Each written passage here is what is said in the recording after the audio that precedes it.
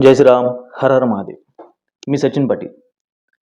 मनोज जरांगे पाटील यांच्या सभा सर्वत्र महाराष्ट्रात होत आहेत. आपल्या सगळ्यांना याची कल्पना आहेच. महाराष्ट्रभर त्यांच्या सभा होत आहेत. मराठ्यांचा जो एक दबलेला आवाज आहे, त्यांच्या जे कष्ट आहेत, त्यांच्या ज्या पीडा आहेत, त्याचा उद्रेक होतोय. लोक मोठ्या प्रमाणामध्ये मनोज जरांगे पाटलांच्या आंदोलनाला समर्थन देत आहेत. वेगवेगळ्या विविध समस्या घेऊन आज मराठा समाज पुढे येतोय. त्या संपूर्ण समाजाच्या एकत्रीकरणाचं काम मनोज जरांगे पाटील करतायत, हे आपल्या सगळ्यांना कल्पना आहे. त्यांच्या आंदोलनावर जेव्हा लाठीचार्ज झाला तेव्हापासून हा जो विषय सुरू झाला, तेव्हाच मी त्यांना पाठिंबा दर्शवला होता. त्यावेळी ज्याप्रमाणे काही पक्षांध लोक जे अजूनही तेच करत आहेत की हे आंदोलन कसं डाव्यांचं आहे, हे आंदोलन कसं ब्रिगेडने उभं केलेलं आहे, यांनी उभं केलेलं आहे, त्यांनी उभं केलेलं आहे, कशा पद्धतीने याला हे बारामतीतून राजकारण चालतं, हा जो प्रयत्न कायमस्वरूपी पक्षांध लोक करत होती. खास करून भाजपाशी प्रचंड निष्ठा असलेली लोक, भाजपा म्हटल्यापेक्षा देवेंद्र फडणवीसांशी एक निष्ठा असलेली लोक, तिथे असलेली तमाम माझी मित्रमंडळी जी मला सांगत होती, ज्यामध्ये शिवप्रतिष्ठान हिंदुस्थानचे शहर अध्यक्ष असतील, ज्यामध्ये कायमस्वरूपी भाजपाला पाठिंबा दिलेली लोक असतील, कायमस्वरूपी हिंदुत्वाचं गोरक्षणाचं काम करणारी पोरं असतील, ती जी मला सांगत होती. आणि 8 दिवसांपूर्वी मी त्या गावावरून आलेलो होतो. तिथे एक सभा घेतलेली होती मी धनगर पिंपरी या ठिकाणी, अंतरवलीच्याच एकदम जवळ, जालन्यातून मी आलेलो होतो. तिथल्या तमाम मुलांनी जेव्हा मला सांगितलं की दादा इथे 500-550 पोलिसांचा ताफा हजर होता आणि काहीही न सांगता त्यांनी पहिल्यांदा लाठीचार्ज सुरू केला. त्या लोकांवर विश्वास ठेवायचा सोडून मी हे जे सोडलेली लोक आहेत समाज माध्यमांवर, की कुठलं काहीही झालं तरी आम्हाला फडणवीसांची बाजू सोडायची नाही आहे, आणि खालच्या वरच्या तोंडाने मराठ्यांवर ते जे आगपाखड करत होते, आमच्या पोलिसांवर दगडफेक झाली तर आम्ही सहन करणार नाही, पोलिसांचा ज्यांना अतिशय पुळका आलेला होता त्यावेळेला, त्यांचा विरोध मी तेव्हाही करत होतो, आजही करतो. आजही माझं हे ठामच मत आहे की तिथे मराठ्यांनी दगडफेक केलेली नाही आणि त्याची संपूर्ण जबाबदारी गृहमंत्र्यांचीच आहे. आजही मी त्याला संपूर्ण जबाबदार गृहमंत्र्यांनाच धरतो, कारण की क्षणाचाही विलंब न लावता ते पोलिसांची पाठराखण करायला पुढे आले. नंतर त्यांनी माफी मागितली, पण ते जी घाई झालेली आहे त्याचा मी कायमस्वरूपी विरोध करत होतो, करत आहे आणि करत राहणार. ते चुकीचंच होतं, ती काळ्या दगडावरची रेष आहे.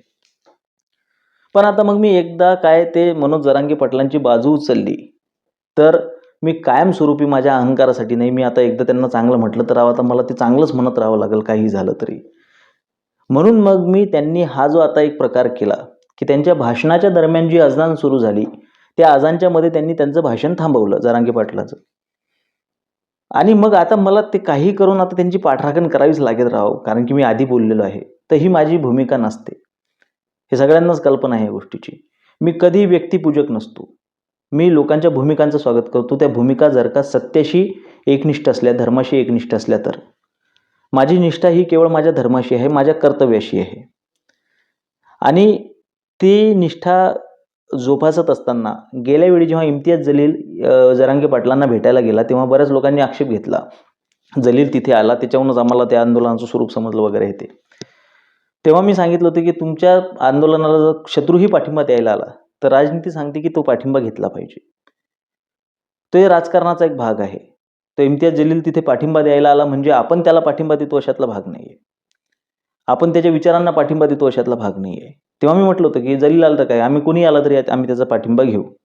पाठिंबा घ्यायला काही लागत नाही, तुम्हाला चालतो पाठिंबा घ्यायला, तुम्हाला राजकारणात काही केलं तरी चालतं.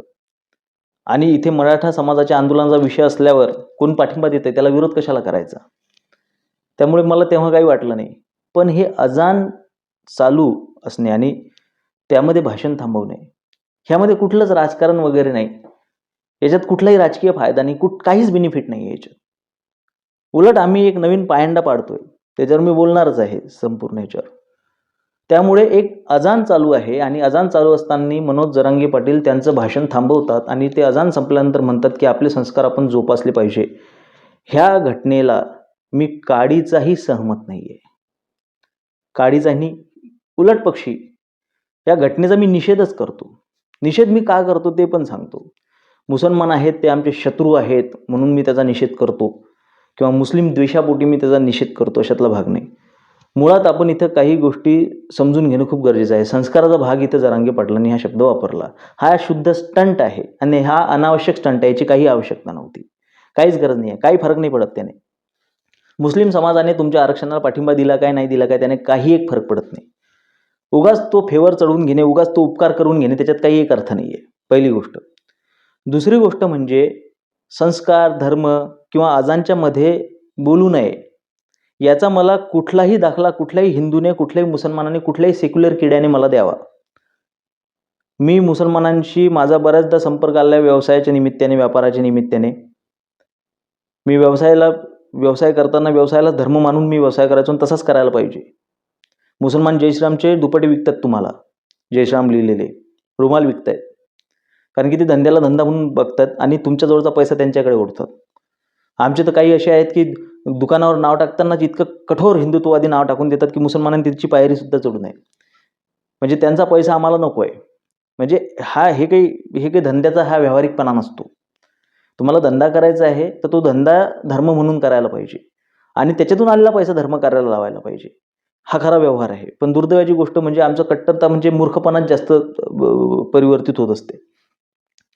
इथे मुद्दा हा आहे की जेव्हा माझा व्यापाराच्या संदर्भात मुसलमानांशी संबंध यायचा, तेव्हा मी बघायचो, मी गॅरेजवर असो, मी कुठल्या कारखान्यात असो, कुठेही असो, मी एक बघायचो की अजान सुरू झालेलं असताना त्या दुकानातला एखादा व्यक्ती नमाजसाठी गेलेला असायचा. उरलेली जी पोरं-टोरं आहेत, उरलेली जी माणसं आहेत किंवा गल्ल्यावर बसलेली जी लोकं आहेत, ती त्यांचं काम थांबवत नव्हते. एक मुसलमान त्याचं काम थांबवत नाही. एक मुसलमान त्याचं बोलायचं थांबवत नाही, जर का अजान सुरू असली तर. मग हा नियम जरांगे पाटलांनी किंवा मग ते आदित्य ठाकरेंनी मध्यंतरी भाषण थांबवलं किंवा ज्या लोकांनी आजवर अजान सुरू असताना भाषण थांबवलेलं आहे, की आपलं चालू काम थांबवावं, लोकांना वेठीस धरावं. तुमच्याकडे भरपूर वेळ असेल हो. लोकं तुम्हाला ऐकायला आलेली आहेत. लोकांकडे वेळ नाहीये. लोकांच्या वेळेचा असा दुरुपयोग, अपव्यय तुम्ही करू शकत नाही. तुम्हाला तो अधिकार नाहीये. एक क्षण महत्त्वाचा आहे. जर 5 वेळच्या अजानमध्ये जर का आम्ही प्रत्येक वेळी थांबायला लागलो, तर आम्ही कामं कधी करायची? तुम्ही स्वतःच्या घरात थांबता का काही काम करत असताना सन्मान देण्यासाठी? राष्ट्रगीत आहे का ते? हा जो चुकीचा पायंडा पाडला जातोय माझ्या समाजामध्ये, की बस जर का अजान सुरू असली तर तुम्ही थांबलं पाहिजे. हा चुकीचा पायंडा का पाडला जातोय? आज तुम्ही करताय, उद्या तो नियम होऊन जाईल.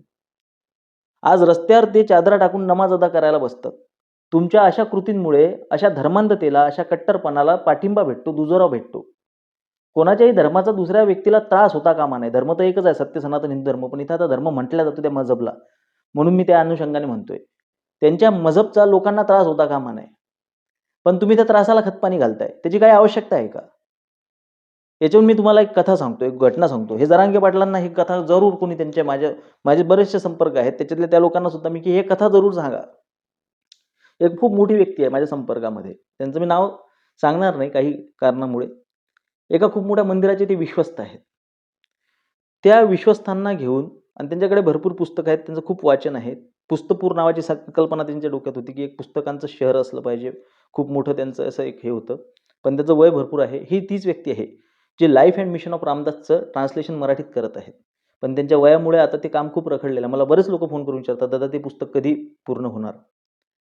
तर हे जी व्यक्ती आहे, ती म्हातारे आहेत. त्यांनी मला खूप आधार दिला. मला माझ्या पडत्या काळामध्ये. तर यांना घेऊन मी एका खूप मोठ्या हिंदुत्ववाद्याला भेटायला गेलो होतो आणि तिथे आम्ही 1.5-2 तास बाहेर बसलो वाट बघत. आता ही व्यक्ती खूप मोठी आहे. एवढ्या मोठ्या व्यक्तीला 1.5-2 तास बाहेर बसवणं योग्य नाही आहे. पण काय असते ना, आमच्या हिंदुत्ववाद्यांमध्ये सुद्धा खूप जास्त प्रोटोकॉल आलेले आहेत आजकाल. तर ते झाल्यानंतर आम्हाला समजलं, की समोरची ती हिंदुत्ववादी व्यक्ती XYZ ती पूजा करत होती.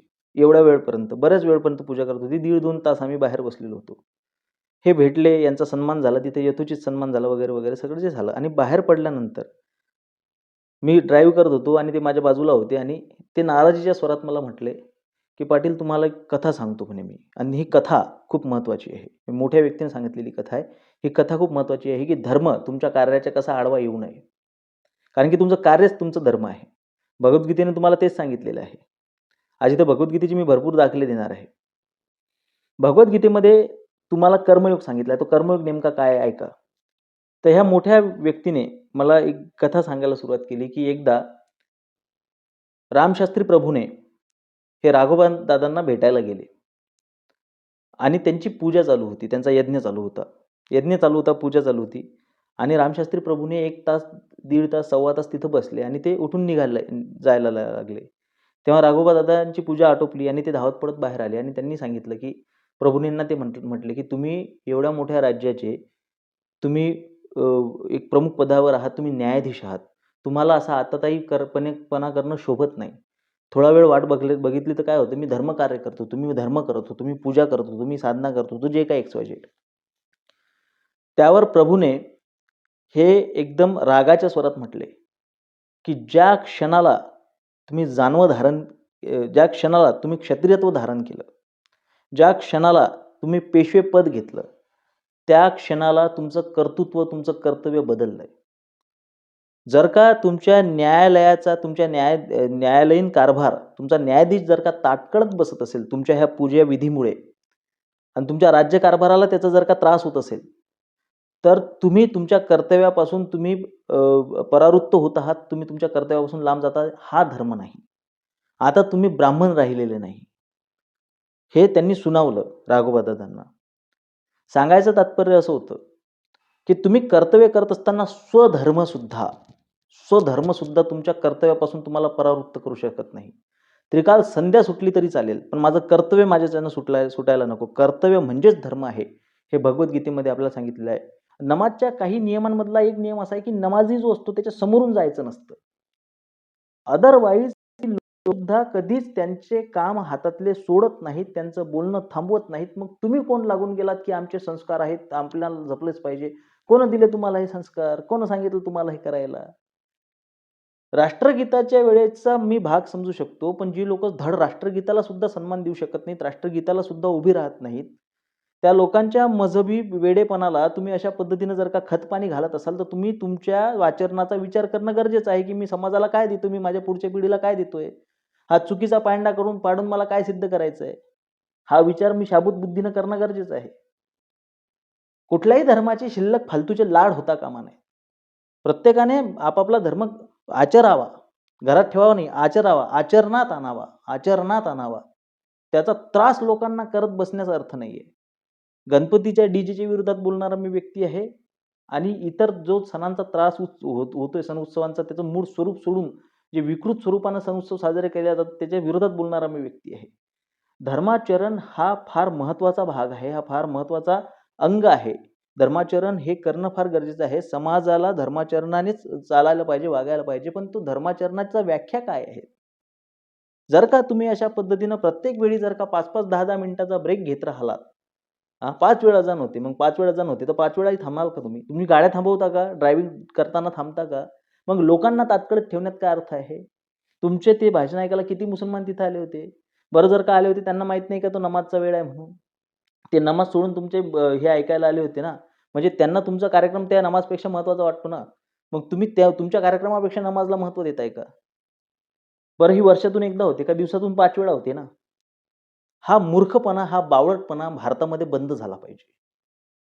आणि अशा बावळटपणाला खतपाणी घालणाऱ्या लोकांना आपण विरोध केला पाहिजे. हे त्यांचं अज्ञान आहे. हे शुद्ध अज्ञान आहे. एखादा व्यक्ती मोठा झाला म्हणजे तो ज्ञानी झाला असा होत नाही. त्याचे विचारचे ग्रहांचे संयोग असतात. एखाद्याच्यात असतो राजयोग, प्रारब्ध असतं. त्या प्रारब्धासाठी आपण त्याला सलाम करावा ठीक आहे इथपर्यंत, की त्याचे गतजन्मीचे पुण्य असतील. पण त्याच्या प्रारब्धासाठी त्याची पूजक बनणे, व्यक्तिपूजक बनणे ही फार घातक गोष्ट आहे. व्यक्तिपूजा ही समाजाला अत्यंत घातक आहे. ही कीड आहे समाजाला लागलेली. ही बंद झाली पाहिजे. प्रत्येकाने आपापल्या सोयीनुसार आपापला स्वतःचा धर्म करून घेतलेला आहे. आणि स्टंट करतायत लोकं, स्टंट. कोणी म्हणतोय 22 प्रतिज्ञा पाळणारा सुद्धा महादेवाच्या कावड यात्रेला जातोय, स्टंट करतोय. त्याला माहित आहे, की माझ्या लोकांना आवडणार नाही, पण त्या लोकांची मतं मला हवी आहेत. कोणी ह्याचा धर्म तो जोपासतोय, कोणी रोजे ठेवतोय, कोणी उपवास ठेवतोय, कोणी काय करते. फक्त शो ऑफ आहे, फक्त दिखाव्याची दुनिया आहे. आतून मनापासून जर का आचरण होत नसेल, तर धर्माची थेरं बंद केली पाहिजेत आपण. आणि जर का आपल्या भगवद्गीतेमध्ये सांगितलेलं आहे, आपल्या ज्ञानेश्वरीमध्ये सांगितलेलं आहे, की स्वधर्माचंच आचरण करावं, तरी सुद्धा जर का आम्ही असे थेर करत असू, तर आम्हाला त्याचा विचार करणं गरजेचं आहे. जरांगे पाटलांच्या विचारांना, त्यांच्या हेतूला पाठिंबा आहे, त्यांचा शुद्ध हेतू आहे, त्याला पाठिंबा आहे. पण ते जर का असे वाहवत जात असतील स्वतःच्या महात्म्यात, एखाद्या व्यक्तीला महत्त्व प्राप्त झाल्यानंतर तो त्याच्या महात्म्यात वाहत जातो आणि असे भरपूर वाहवत गेलेली लोकं मी बघितलेली आहेत आयुष्यामध्ये. एक प्रसिद्धी भेटल्यानंतर स्थिर होणे खूप गरजेचं आहे. प्रसिद्धी परान्मुख होणं खूप गरजेचं आहे. एका मर्यादित आल्यानंतर, एका एका पातळीला आल्यानंतर. ह्या गोष्टी लोकांना समजत नाहीत, दुर्दैवाची गोष्ट आहे. ह्या लोकांची प्रसिद्धी बुळबुळ्यासारखी होऊन जाते मग. ती दिसताना खूप सुंदर दिसते, पण तिचं आयुष्य फार कमी असतं. माझे विचार पटत असतील तर सहकार्य असू द्या आणि ह्या थेरांना आपला विरोधच असला पाहिजे. धन्यवाद. जय श्रीराम. हर हर महादेव.